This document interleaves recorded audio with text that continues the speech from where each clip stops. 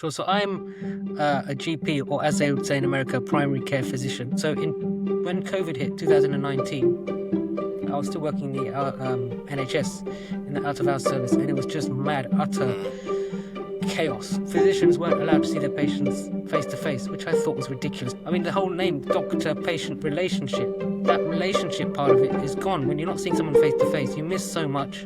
So I transitioned to working privately, which is a whole different ballgame in the UK.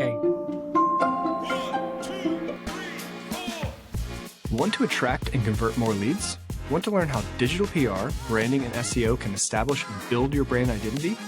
Welcome to the Market Movers Building Brands and Links with Linkify podcast. We answer these questions and help you ramp up your brand visibility and credibility. Let's cut through the noise and make your business the talk of the town. We're your hosts, Nick and Chris. Let's get this show on the road. Welcome to the Market Movers podcast. Today, I am absolutely delighted to be joined by Dr. Suhail Hussain, a private GP with over 20 years experience who's on a mission to make personalized, high-quality healthcare more accessible. From home visits to corporate medicals, he's rebuilding the doctor-patient relationship around trust, speed, and genuine care. It's a real pleasure to have you. Welcome to the show. Thank you so much. Okay, Dr. Hussain, if you could start by just giving us a brief intro into your background and how you got to where you are today. Sure. So I'm a GP, or as they would say in America, a primary care physician. So I look after everyone from babies from birth to death. We look after the whole family. So there isn't, in theory, a problem that I can't sort out in terms of medically. So that's what I do. I have been working for 20 years in the NHS, which is the state-provided healthcare service. And I found over the years that the service that was available to people was just not really ticking the boxes, both from a personal perspective, but also from a patient perspective. So I've transitioned to the way I work, but just a bit more background about myself. So I come from a long line of doctors. My father was a GP as well.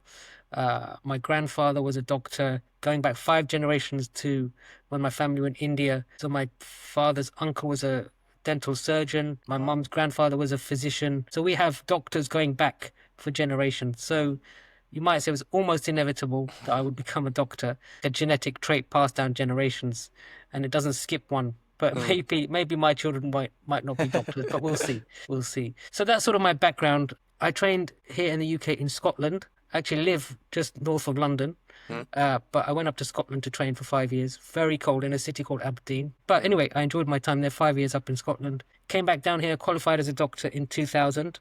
Went through my junior doctor rotations. Then in 2006, I became a GP, or primary care physician.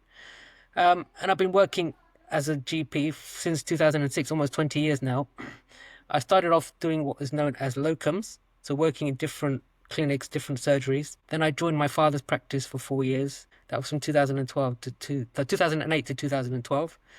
Then I left there and again started doing locums, and I worked in what's called the out-of-hours service. So after hours, when the clinic is closed, you call a number and then the patient gets to speak to a doctor overnight or late in the evening, stuff like that. So I've done working as a GP partner, working as a locum, working in the out-of-hours situation. There isn't an element of general practice that I haven't done. So I've seen everything that's possible to see. Now, like I said, I changed my focus. So when COVID hit 2019, I was still working in the NHS in the out-of-hours service, and it was just mad, utter chaos. I was sitting in a triage centre answering call after call after call.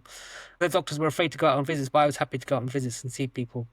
And I thought, this is not a life that I want to continue, just seeing a conveyor belt of patients. It's not satisfying for me, and it's not satisfying for the patient. So, and unfortunately, I think COVID was a pivotal moment. It really changed the way that patients access their doctor. So, as you know, I'm sure it's similar in the US, physicians weren't allowed to see their patients face-to-face, which I thought was ridiculous. I don't want to get into that discussion, but I did feel that was overkill, far too restrictive. And a lot of people suffered adverse consequences from other health conditions that weren't dealt with. But after that finished, the surgeries never went back to face-to-face appointments. So it's still, you have to call the doctor, have an online consultation.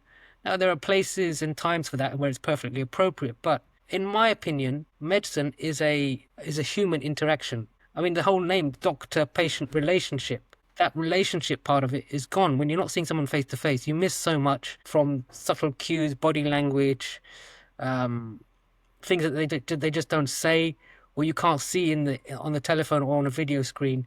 You just can't see it. So it was really frustrating for me, and I thought this is not the way I want to do stuff. And so I transitioned to working privately, which is a whole different ball game in the UK because private medicine is not a common phenomenon here. So either you are covered by your workplace through insurance, or you have the money to pay to see people privately. Now, there's pluses and minuses to that, and people may have an ethical view about that. Should healthcare be paid for? I don't want to get into that discussion, but that's the way it is at the moment. But I think the way particularly general practice is now is there is no relationship. You will not see the same doctor. A, it's going to be hard to see a doctor.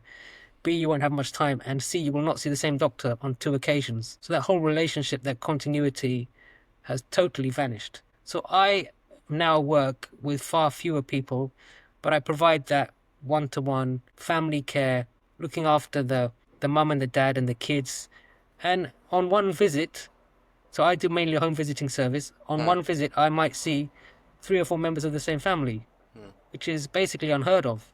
It's like you try and see someone in the clinic.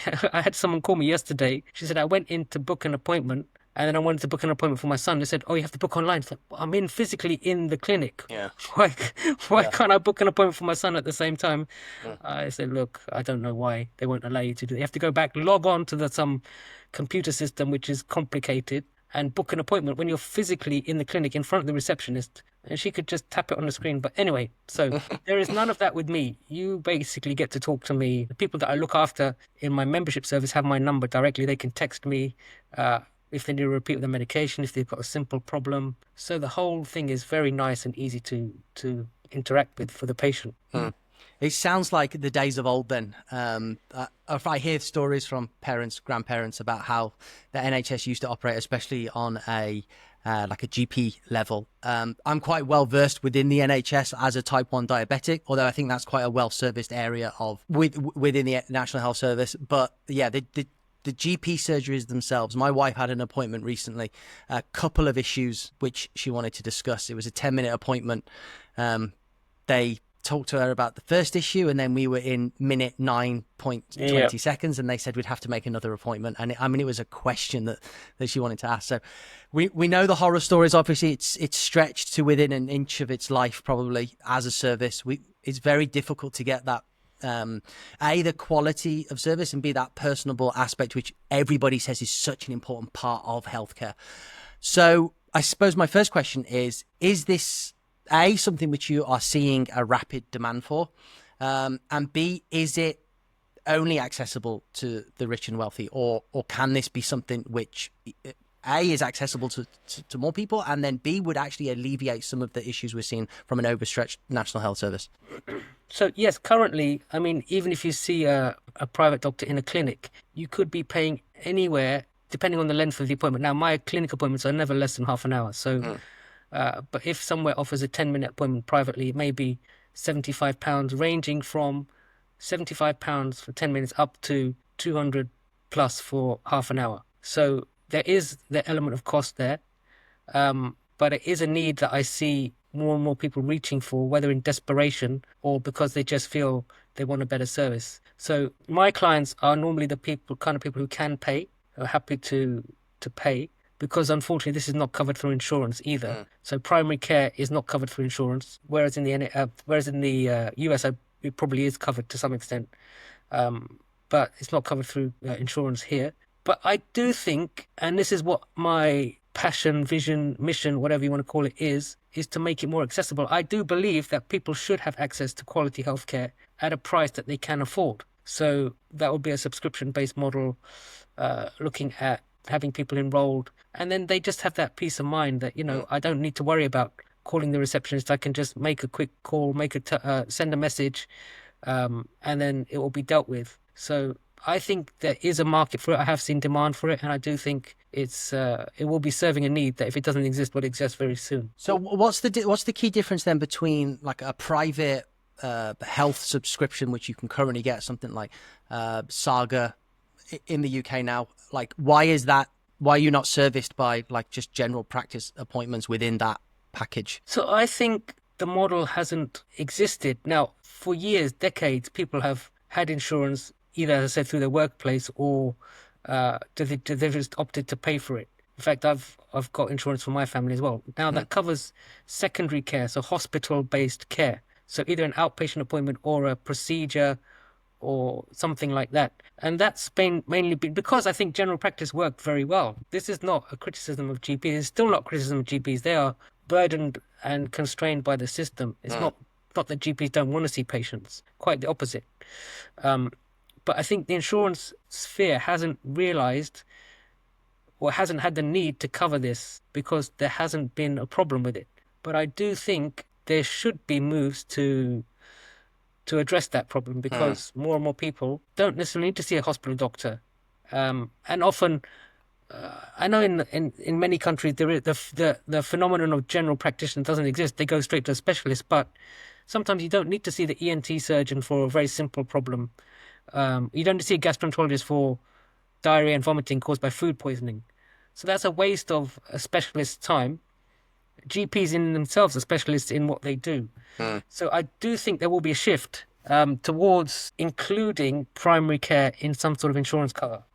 Yeah, it makes sense. And they're doing everything they can as well to just limit your ability to like speak to a doctor. When I ring my GP now, I get an automated voice message with multiple options. And then I'm told in no uncertain terms about 5 different things that I should do before progressing through to book an appointment, like go and research it on my own online. And all of these things just to not have an appointment. So, yeah, I can definitely see there a demand for it. Is it currently like just like a pay to play model? Can people be with you and, you know, a client of yours and utilize NHS and then just pay, let's say if they're struggling to get an appointment or they're particularly worried about a certain thing, or is that not how it works currently? Yeah, so for me, there are 2 types of clients. So those who are registered with me, and some of them just use my services solely. They don't go to the NHS. Some of them use my services on an ad hoc but frequent basis. And then they may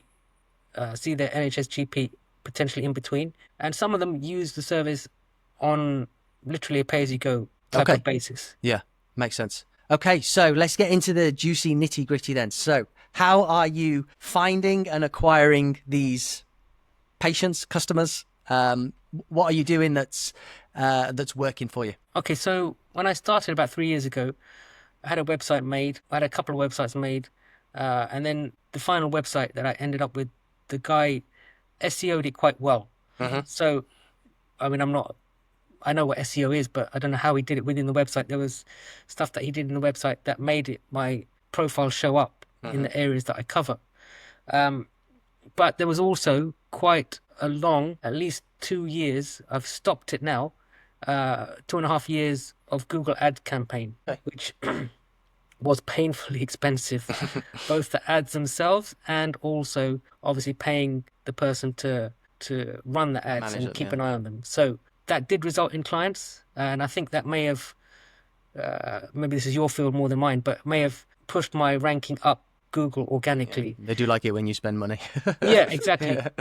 But now what's happening is, and this is really, so I've changed marketing companies and all we're doing is we're focusing on primarily the Google My Business page. Okay. So adding content to that with keywords for the areas that I serve and the terms that people are searching for, private GP, Watford, private GP, Northwood, whatever it happens to be. So they are maintaining that. And what I found, this was really fascinating for me now, just literally, I just typed it in myself. I was actually trying to find my clinic address to post into somewhere else. And I typed my name in and Gemini came up with results, reviews. And I've read the reviews and thought, oh, these are really nice reviews. So obviously Google, I've got 115 Google reviews, all 5-star reviews. So obviously Google recognized that and it showed up some of my top reviews. I thought, that's interesting. So I had typed myself to find the clinic name to post into a form, not to search myself. Although probably that may be a good idea to do that. And then I did search private GP X town. And again, Gemini came up with Dr. Suhail Hussain is a well-recognized GP in Rickmansworth, which is a town near where I live. And I thought, let me try other towns. So again, a similar thing. This was not the search. This was Gemini suggesting me as the go-to person in these towns. And then last week, a couple of weeks ago, a lady called me to arrange some shots for her son because they were traveling.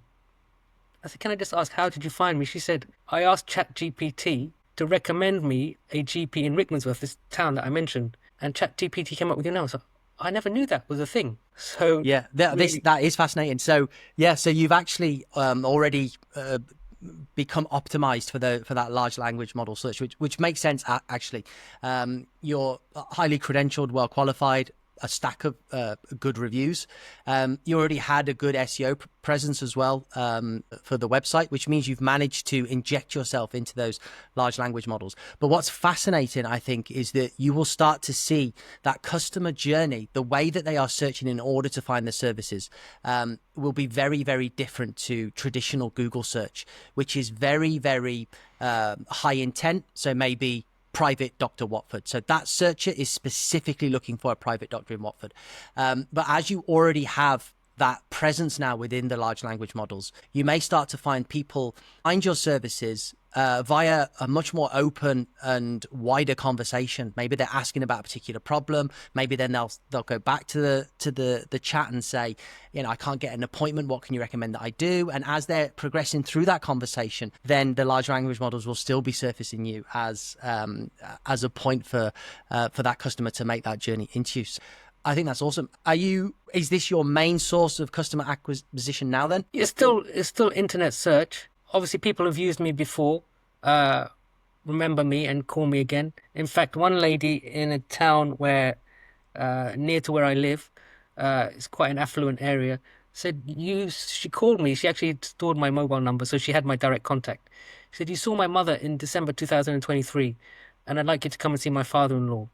And I don't know if this feeds into it. She said there's a WhatsApp group in the estate where we live. And I was thinking, who is the doctor? And I put it out there, and then someone replied. I don't know if was it Meta? If they are linked to search somehow, I don't know. And whether WhatsApp would connect with the internet, I don't know that. But anyway, so I'm on this group, apparently, this WhatsApp group for this small estate. But she had my number anyway. But I think she reminded herself by putting a message out on this group. And someone said, oh, yes, Dr. Hussain. He's the GP who we saw. And then she remembered I'd seen her mother, and then now her father-in-law. Yeah, that's fascinating.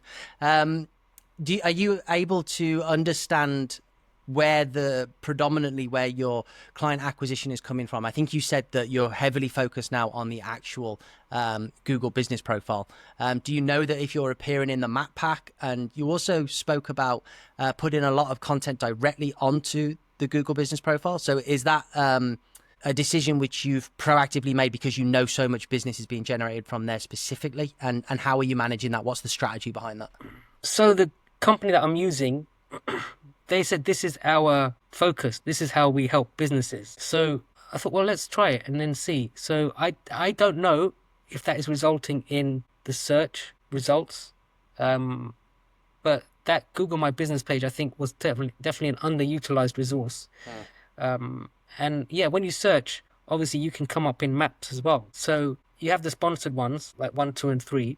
And then I'm pretty much the next one in several towns. And then, so I'll have my website, and then it will have the map entry. So I think that sometimes changes, but normally it's the website and then the map entry. But sometimes the map entry is above it. But yeah, so I think that map thing is working as well. Yeah. And one of the biggest drivers of earning and then maintaining that presence within Google Maps and that having that like local SEO authority is reviews. I think I probably know the answer to this because you just said previously that you did a search and were surprised by all the 5-star reviews. So do you have like a proactive review strategy? Are you asking clients to leave reviews, or are you just fortunate enough that you do a good service and you earn them naturally? No, now maybe I shouldn't say this, but yeah, I do ask for reviews, of course. Absolutely, yes. Yeah. I think if you've provided a good service, if you bought even from Amazon might ask you to leave a review. But if you've been to a restaurant, or what did I buy recently? I can't remember. I bought something recently, and I got an email saying, please, would you give us some feedback about our product or whatever it was. So yeah, I think if you're not asking for reviews, you're doing a disservice to other people who may benefit from your service. No, I agree completely. This is a conversation which, we're heavily focused with some clients in local SEO space, and reviews is a big thing. And many people find asking for reviews tricky. What's the cadence to do that?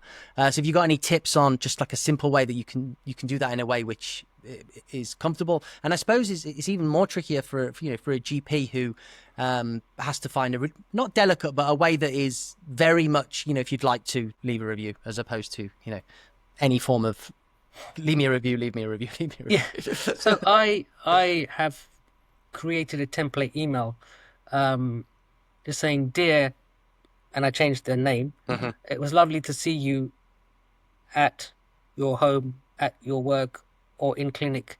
Would you could I ask you a favor? Would you be able to leave a review at, and I put the Google Maps link, and there's also a website called Doctify, which I've signed up to, and that is an independent review website for doctors in the UK. So I put the link for both of those two, and then if they leave a review, fine. I don't tend to keep saying, can you leave a review? I just find that a bit too cheesy. If they leave a review, fine. I'm trying to think if there's any time if I've chased someone. I don't think I have. I normally just send that email soon after the consultation. Yeah. Yeah. I think as well with local, Google actually pushes, I think. So if someone's been to your clinic, or if they found you via the Google Maps in order to get there for the first time, let's say, then it will geolocate that as a visit. And then once they leave, it'll do a push notification to ask them to leave a review as well. So that's a nice benefit. But yeah, actually being able to find a way that's just simple, easy, and convenient for you to just send an email to a client and just say, if you wouldn't mind, leave a review. And even if it's a low conversion, over a period of time, they stack. And then those reviews are such a hugely significant portion of the algorithm that goes to putting you in the map pack. And and then obviously Gemini is leveraging all of that information when it's making recommendations within its large language model. So really, really interesting. Are there any other AI changes? We'll stick on marketing. I have got, actually, no, I'll do my other question first because I'm interested in this. Have you seen a shift in patient conversations because of AI? So this isn't a marketing question. Are people doing more in-depth research on their own and coming to you like never before, or are they still just letting you be the expert? On the whole, they're still letting me be the expert, but I think that is changing. And the use of AI is going to revolutionize, every field, but it's going to revolutionize medicine in terms of, so as you may know, there have been studies where a large model has read thousands of mammograms, and now it's so familiar with anything, it can go through a whole host of mammograms quicker and more effectively than a radiologist. So it's finding cancer earlier, or potential cancer. It's then comparing it to something else, and then obviously producing a report. So that, from the patient side of clinical point of view, will change diagnostics for sure.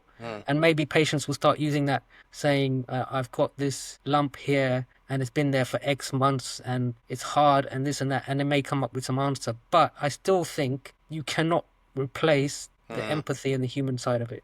100%.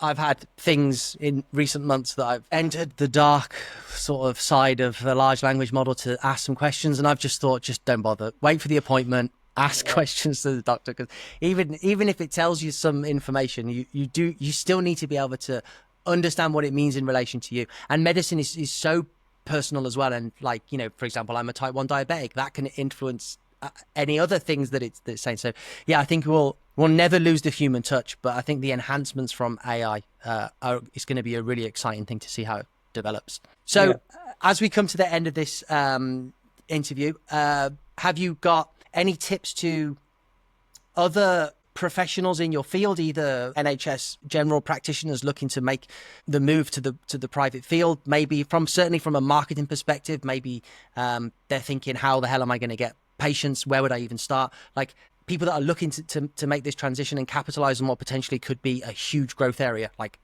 how would you suggest they start? Is there a way they can test the waters? What advice would you have to someone looking to do what you've done? So number one is, personally, I think you shouldn't enter private medicine until you've worked at least 5 years in the, that's just my opinion from a clinical point of view. So, Uh-huh. and I don't mean 5 years post qualification. I mean, if I were a GP, I would want, if I'm taking someone on, which I'm thinking of, I would want them to have done 5 years of NHS general practice. That's probably about 10 years post graduation. So that's from a clinical point of view. And then it may be worth, okay, you can try a certain number of things where you dip your toe in it. So you can work for a private hospital or a private clinic as an employee to see if you like that, because there is a difference. I mean, I've always treated patients nicely, so but there is an expectation that you might get up, open the door for the patient, that sort of stuff. So there's that sort of You mean more of an expectation on the private side? They expect yes. more. Yeah. Okay. No, Yeah, because yeah, they're paying. Yeah. and they may also, this is really important, expect you to do stuff that clinically you don't want to. So you have to just be aware of that. Just because they're paying, it doesn't mean they're going to get X treatment or you're going to acquiesce to their request That's if you interesting. feel it's clinically unsafe. Yeah. So that's from sort of the clinical point of view. From the marketing point of view, just be aware that, like I said, I paid a lot of money for Google Ads, both the ads and the management of them. So just be aware of these kind of things, and having a website, all of that kind of stuff is money that you don't necessarily think of. Yeah, that's great advice. I'm fascinated by that side of it. For me, thinking, right, if I'm going to go private, then I'm going to get great care. I never thought about it from the other side of the GP and the expectations that then come from the fact that they've got private patients, and that they probably expect, boy, in some cases, the world, I imagine, or demand things that, aren't safe or possible. So that's a really interesting thing. Okay, Dr. Hussain, it's been absolutely fascinating having you on. If people do want to find you, your practice, where can they go? Good website, social? Yeah, so the website is me, drsuhailhussain.com. As I said, I'm based in Hertfordshire at the moment, Hertfordshire in Greater London. I think LinkedIn is Dr. Suhail Hussain GP. Instagram is the same. I do have a YouTube channel. I need to actually, yes, I need to invigorate that, because I haven't. I have recorded stuff, but I need to upload it again. So that's another way to try and get traffic. So YouTube again is Dr. Suhail Hussain GP. It's all just my name. Perfect. So they've got that personal branding aspect as well. So anyone that is listening, clearly the reason that he can do well, both in traditional search and then large language model as well, it's all about building authority. So personal branding is gonna be the future of search, and as well for a doctor, it's something which is well within your ability to do. So, Dr. Hussain, thank you so much for having you on. It's been fantastic. Thank you so much. I appreciate it.